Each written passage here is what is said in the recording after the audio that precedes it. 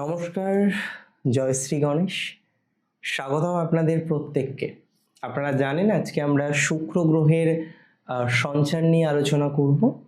শুক্র বর্তমানে আপনার রাশি সাপেক্ষে সপ্তমে, সমসপ্তমে যোগকারক গ্রহ হিসেবে প্রবেশ করছে এবং এখানে একটা টুইস্ট আছে। দেখুন, শুক্র প্রায় প্রতি বছরই আপনার সপ্তমে যায়, কিন্তু বৃহস্পতিযুক্ত শুক্র বা টাইপ অফ ধনলক্ষ্মী যোগ এটা কিন্তু প্রতিদিন হয় না, প্রতি বছর হয় না। মানে আমি বলবো প্রায় 12 বছর পরে এই ধরনের একটা যোগের কম্বিনেশন আপনি পাচ্ছেন।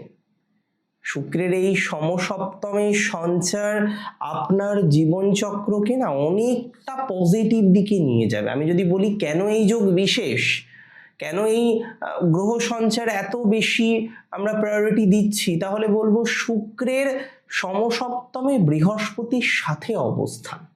কবে থেকে কবে পর্যন্ত? 8ই জুন থেকে 4ঠা জুলাই। এই যে টাইমটা, এই যে সমসাময়িক সময়টা আপনার লাইফে ম্যাসিভ পরিবর্তন করতে সক্ষম। দেখুন, আমি বলে দিই, আরো বেশ কিছু কারণ আছে এই সঞ্চারে, আরো বেশ কিছু কারণ আছে এই সংযোগের বা সঞ্চারে।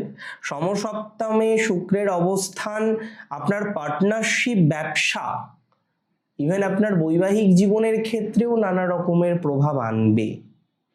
এবং তৃতীয়ত, লগ্নে বা রাশিতে শুক্রের অমৃত দৃষ্টি, এটা আপনার ব্যক্তিত্বকে ডেভেলপ করবে, টেনশন কমাবে, পূর্ণ মেন্টালিটি, পজিটিভ মেন্টালিটি পাবেন, একটা অদ্ভুত আকর্ষণ, একটা গ্ল্যামার বা আত্মবিশ্বাস আপনার কিন্তু ফিরে আসতে চলেছে। মানুষ খুব সহজেই আপনার কথার জাদুতে মুগ্ধ হবে। প্রশ্ন হলো, মকর রাশির জাতক জাতিকাদের কি কি লাভ এই সঞ্চারের ফলে আসবে? What are the general benefits? First আমি বলি, বৈবাহিক জীবনে সুখ এবং দূরত্বের অবস্থান। বৈবাহিক জীবনে অনেকে দেখবেন মকর রাশির স্বামী স্ত্রীর মধ্যে না সেই ভাব ভালোবাসাটা আগের মতো নেই, একটা ভুল বোঝাবুঝি, একটা অকারণবশত দূরত্ব তৈরি হয়েছে। অনেকে ডিভোর্সের কথা ভাবছেন কিন্তু আবার পূর্ণাঙ্গ ভাবতে পারছেন না। আমি মনে করি যদি মনের মধ্যে একটা রাগ থাকে, সেই রাগ গলে যাবে আগামী 26 দিনের মধ্যে। আপনার অপোনেন্ট যদি আপনার নিয়ে নেগেটিভ ভেবে থাকেন, 26টা দিন সময় দিন, যার মধ্যে আপনার অপোনেন্টের রাগ গলে জল হয়ে যাবে। আমি দায়িত্ব নিয়ে বললাম। আমি মনে করি আপনাদের মধ্যে প্রেম এবং পারস্পরিক যে আকর্ষণ, সেটা দারুণভাবে বৃদ্ধিপ্রাপ্ত হবে। আপনাদের যাদের প্রেমজ সমস্যা আছে, সেই প্রেমজ সমস্যা এবং পারস্পরিক যে আকর্ষণ বল, সেটা অনেকটা বৃদ্ধিপ্রাপ্ত হবে। দায়িত্ব নিয়ে বললাম। অবিবাহিতদের মনের মতো বিয়ের যোগ কিন্তু আমরা লক্ষ্য করতে পারবো। মকর রাশির অনেক জাতক জাতিকারা আছেন, তারা দীর্ঘদিন ধরে বিয়ের জন্য উপযুক্ত পাত্র বা পাত্রী পাচ্ছেন না। এই যে ধনলক্ষ্মী যোগ, পাত্রপাত্রী তো পাবেনই এবং দেখবেন ভালো পাবেন। দেরি হচ্ছে এটা ঠিক, কিন্তু ভালো হবে। আর আমি মনে করি বিয়ে দেরিতে হোক সমস্যা নেই, মানুষটা যেন ভালোবাসে। যাকে আমি বিয়ে করছি, যার সাথে আমি বৈবাহিক বন্ধনে আবদ্ধ হচ্ছি, সেই মানুষটি যেন অ্যাটলিস্ট ভালো হয়, কারণ তার সাথে তো থাকতে হবে জন্ম জন্মান্তর, তাই না? আমি আরো একটা কথা বলে দিই, অনেকেই বলেন যে এই সঞ্চার আপনার ব্যবসায়িক মন্দাকে দূরীভূত করতে পারে। হ্যাঁ, এটা ঠিক। আমি খেয়াল করে দেখলাম বহু মকর রাশির, বিশেষ করে যারা স্বাধীনভাবে ব্যবসা করছিলেন বা করছেন, ব্যবসার ক্ষেত্রে নানা রকমের প্রবলেম, বিশেষ করে রিটেল শপ যাদের আছে বা কাস্টমারকে ডিলিং করতে হয় যাদের, এই ধরনের ব্যবসায় বেশ মন্দা চলছে এবং অনেক দিন ধরে। এই মন্দা আপনার 1 মাসের নয়, এই মন্দা আপনার চলছে দীর্ঘদিন ধরে। তো যাদের এই মন্দা চলছে না, তারা সেই মন্দা থেকে অনেকটা বেরিয়ে আসতে পারবেন। দৈনিক বিক্রির পরিমাণ হঠাৎ করেই বেড়ে যাবে আপনার, দৈনিক বিক্রির পরিমাণটা বেড়ে যাবে আপনার, এটুকু দায়িত্ব নিয়ে বলতে পারি।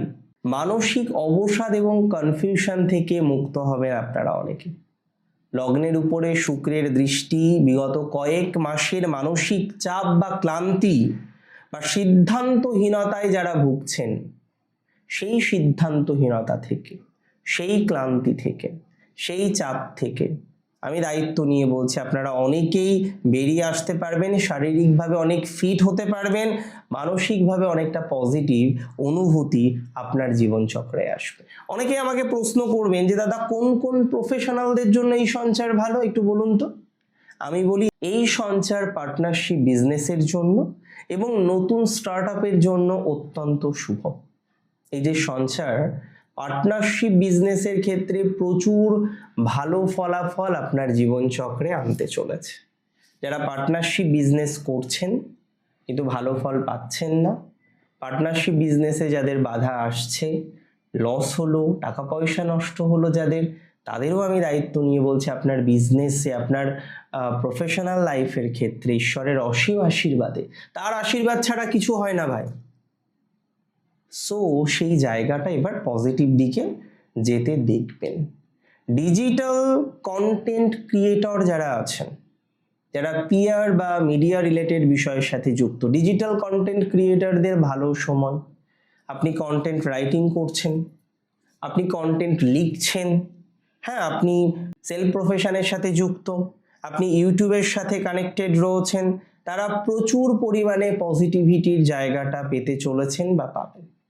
ফলোয়ার্স আপনার অনেকটা বৃদ্ধিপ্রাপ্ত হবে, রিচ আপনার অনেকটা বৃদ্ধিপ্রাপ্ত হবে, আপনার ফেস ভ্যালু, যারা মিডিয়া জগতে আছেন আমি বলে দিই, আপনার ফেস ভ্যালু বাড়বে।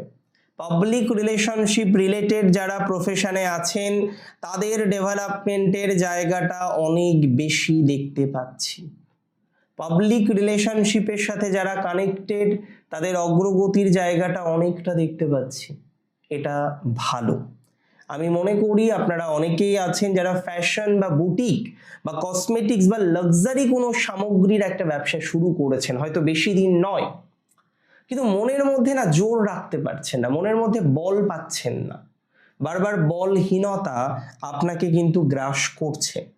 তো যাদের এই বারবার বলহীনতা আসছে, আমি একটা কথাই বলবো, আপনার প্রভূত অগ্রগতির সম্ভাবনা আমরা দেখছি, প্রভূত আমরা ডেভেলপমেন্টের সম্ভাবনা আমরা দেখছি।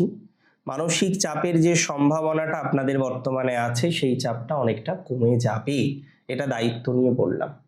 যারা কনসালটেন্ট আছেন, কাউন্সিলর আছেন, রিয়েল এস্টেটের সাথে যুক্ত, প্রমোটিংয়ের সাথে যুক্ত এবং মাঝে আপনার চাপটা অনেক বেশি তৈরি হয়ে গিয়েছিল, সেই চাপ আপনার অনেকটা মিনিমাইজ হয়ে যাবে, এটা দায়িত্ব নিয়ে বলতে পারি। সেই চাপ আপনার অনেকটা কমে যাবে, এটা দায়িত্ব নিয়ে কিন্তু আমি আপনাকে বলতে পারি। সুতরাং খেয়াল করে দেখুন আপনার ডেভেলপমেন্টটা হয় কিনা। দেখুন, আমি বারবারই বলি সব সঞ্চারেই সাবধানতা রাখতে হয়। এই সঞ্চারের মধ্যে প্রথম যে সাবধানতা রাখবেন, আপনার দাম্পত্য জীবনের অশান্তি বা আপনার পারিবারিক অশান্তি বা কোনো একটা সম্পর্কের ক্ষেত্রে হয়তো আপনার সম্পর্ক নষ্ট হয়েছে, তৃতীয় ব্যক্তি, বাইরের কোনো ব্যক্তি এসে আপনার সম্পর্ক ঠিক করবে এটা করতে দেবেন না। এটা সম্পর্ক তো ঠিক করবেই না, উপরন্তু আপনার সম্পর্কে আরো নেগেটিভিটির জায়গাটা তৈরি করে নিয়ে আসতে পারে। আমি আপনাদের বলে দিচ্ছি, বিপরীত লিঙ্গের মানুষের প্রতি আকর্ষণকে নিয়ন্ত্রণ করতে হবে আপনাকে এই সময়ে।